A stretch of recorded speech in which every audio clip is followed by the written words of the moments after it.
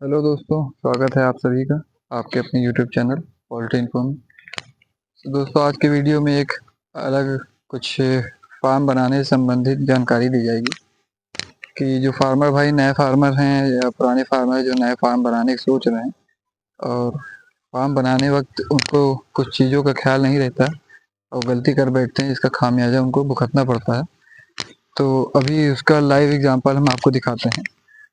जैसे कि आप देख सकते हैं, ये फार्मर भाई, ये इन्होंने ये स्ट्रक्चर का बेस जो एक तैयार किया था, ये तैयार हुआ है साल भर पहले और फिर बजट ना होने की वजह से इन्होंने काम रोक दिया था।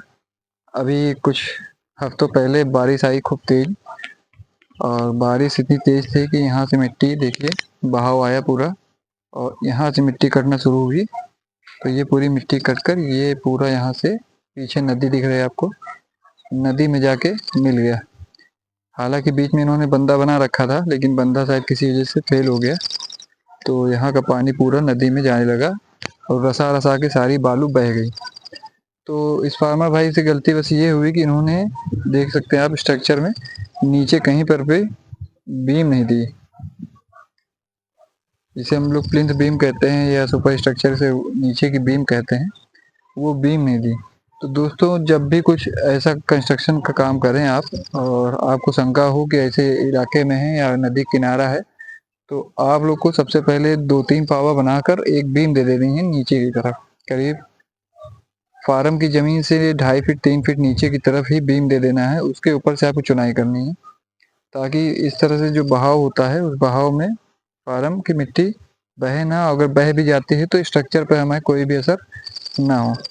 तो दोस्तों, गलीमत ये है कि ये फार्म अभी पूरा कंप्लीट नहीं है और इसमें बच्चे नहीं पड़े थे, वरना आप समझ सकते हैं यहाँ से अगर लेबर इसमें नहीं होता और इस तरह से कोई हादसा हो जाता तो कितनी बड़ी आफत आ सकती थी।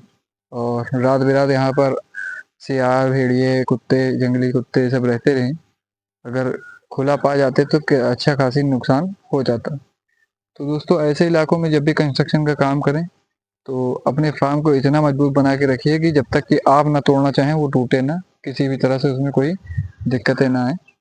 तो अभी इस फार्म में काफ़ी सारी कमियां दिखी हैं मुझे, जैसे कि अभी साइड की जो वॉल थी, इन्होंने पहले 3 रद्दे की खाली कर दी थी। जब मैं पहले आया था इससे पहले, तो इन्होंने 3 रद्दा खाली कर दिया था, तो फिर मैंने बोला नहीं, 2 रद्दा रखिए, 2 रद्दा रखेंगे, धीरे धीरे वो सफाई में कम होती जाएगी। अभी आप 3 कर देंगे तो आप साफ सफाई में और कम हो जाएगा।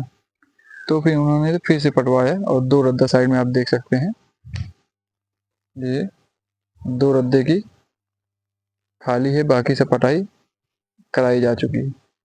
तो दोस्तों, ये स्ट्रक्चर आपको देखने से लग रहा है कि ये पावे पे स्ट्रक्चर बना है, और जब ये बन रहा था मैंने इनको सलाह भी दिया था कि आप एक बार कैंची पे 2 फार्म बनवा रहे हैं, एक बनवाइए लेकिन कैंची पे बनवा लीजिए, आपका बहुत फ़ायदा रहेगा, मजबूत रहेगा और स्पेस बहुत बढ़ के मिलेगा। जब भी चाहेंगे इसी फार्म में कन्वर्ट हो जाएगा और काम करने में भी मज़ा आएगा। आप चाहे इसमें ट्रैक्टर से ला के पूरा बराबर करवाइए या खुदाई कराइए, बहुत अच्छा काम हो जाता है। लेकिन उनको थोड़ा सा समझ में नहीं आया, क्योंकि नई चीज़ थी, तो उन्होंने कहा भी नई नई चीज़ है, मैंने कहीं देखा नहीं।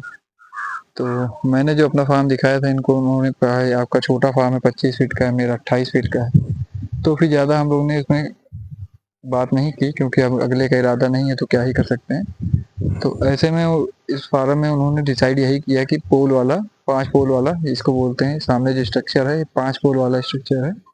आप देख सकते हैं, इसमें एक लाइन से 5 पाइप लगे होते हैं, 5 लाइन एक साथ चलती हैं, और बीच की हाइट ज़्यादा होती है, फिर सेकंड वाली थोड़ी सी कम होगी, लास्ट वाली और कम होगी।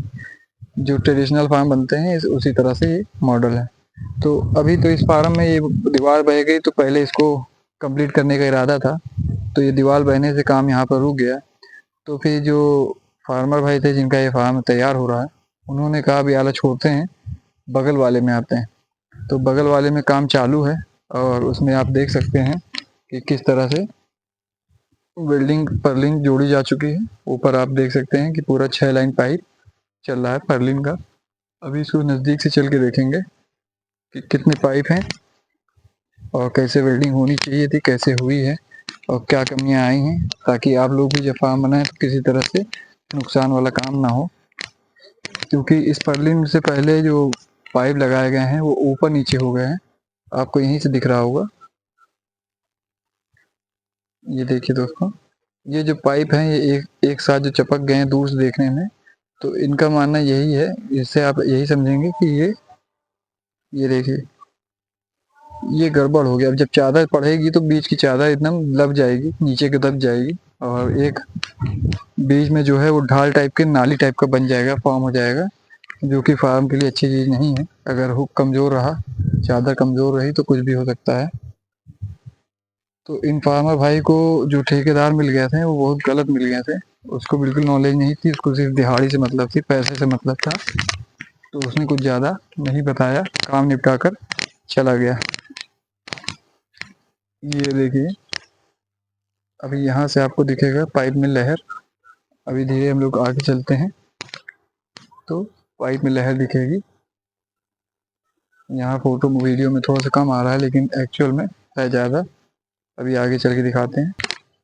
तो दोस्तों जो दिखाना था वो ये है कि आगे पाइप में काफ़ी ज़्यादा लफाव है, जो कहीं पर थोड़ा सा है 19-20 है वो कम दिख रहा है, और जो ज़्यादा लप गया है वो एकदम साफ जाहिर हो रहा है, आपको दिख रहा होगा यहीं से। ये देखिए, ये सामने जो दो पाइप है इनके बीच का जो लफाव है वो आपको दिखेगा। अभी हम लोग इसको दूर से जाके देखेंगे तो काफ़ी कुछ क्लियर हो जाएगा। तो सबसे बड़ी मिस्टेक दोस्तों यही हुई है कि जो पोल खड़े हुए हैं ये एक नाप में नहीं खड़े हुए हैं। मतलब ऊपर से जो इनको बराबर होना चाहिए था, साहुल और वाटर लेवल जो था वो गड़बड़ हो चुका है। तो इस वजह से इस फार्म में काफ़ी दिक्कतें आने वाली हैं, जिसको मैं पहले से भाग चुका हूँ। ये देखिए दोस्तों, किनारे देखिए कितना कम गैप है, ऊपर से सेकंड वाली लाइन देखिए, और ये यहाँ से देखिए कितना दफा। अब आप सोच सकते हैं जब इस पर चादर रखी जाएगी तो कितना भार आएगा और कितना दब सकती है और ज़्यादा, क्योंकि ये अभी बिना भार के जब बैठ चुकी है। ये दोस्तों ये चीज़ पूरे शुरू से आखिरी तक में है, जबकि इतना नहीं होना चाहिए था। यहाँ से खड़े होकर देखने पर दोनों का गैप बराबर दिखना चाहिए। अब ये टेक्निकल चीज़ है, जो आदमी काम करता है उसको समझ में आ जाएगा। और वरना बाकी फार्मरों से मेरा इतनी ही अपील है कि आप कोशिश करें बजट बढ़ाएं और कैंची वाले फार्म की तरफ बढ़ें। वो ज़्यादा सेफ है और ज़्यादा ही वर्क फ्रेंडली है। मतलब कुछ भी काम आप उसके अंदर आसानी से करेंगे। तो अभी दोस्तों आप अंदर देख सकते हैं किसी भी तरह कोई काम नहीं बढ़ा, इस तरह ऊबड़ खाबड़ ज़मीन में किसी तरह से वेल्डिंग का काम किया गया है, जो कि गलत तरीका था। सबसे पहला काम होना चाहिए था कि मिट्टी की बराबरी करवाएं, फिर जाके अंदर सारे औजार से और घुड़िया उड़िया रखने कर जगह बन जाए तब फिर काम शुरू करना चाहिए था, लेकिन ऐसा नहीं हुआ। इन्होंने डायरेक्ट ही काम करा दिया है। अभी सामने जो हमारे साथी सहयोगी बैठे हैं, जो हमारे फार्म में अक्सर रहते हैं, उन्होंने ही वेल्डिंग का काम किया है, और वेल्डिंग का काम तो कंप्लीट हो गया है पूरा। अब बचा है खाली चादर छाने का। और कमी दोस्तों मिस्त्री की है इसमें, ये जो पोल खड़े हैं इसमें है कमी, बाकी और कोई कमी नहीं है काम में। मजबूती पूरी है, टाँके पूरे मजबूत हैं।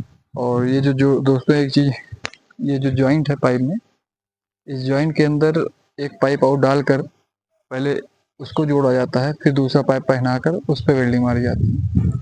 तो जो भी भाई काम करने या बनवाना चाहता है तो वो भी ऐसा ही काम करे कि पाइप के अंदर एक पाइप डाल के पहले वेल्डिंग कराए, फिर दूसरा पाइप पहनाकर दूसरी वेल्डिंग करे।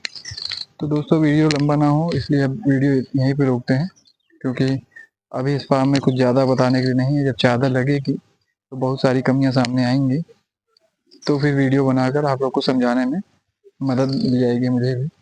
तो आगे की वीडियो के लिए चैनल से बने रहें, चैनल से जुड़े रहें, चैनल को सब्सक्राइब कर दें, और वीडियो में जानकारी अच्छी लगी हो तो वीडियो को लाइक कर दें। धन्यवाद।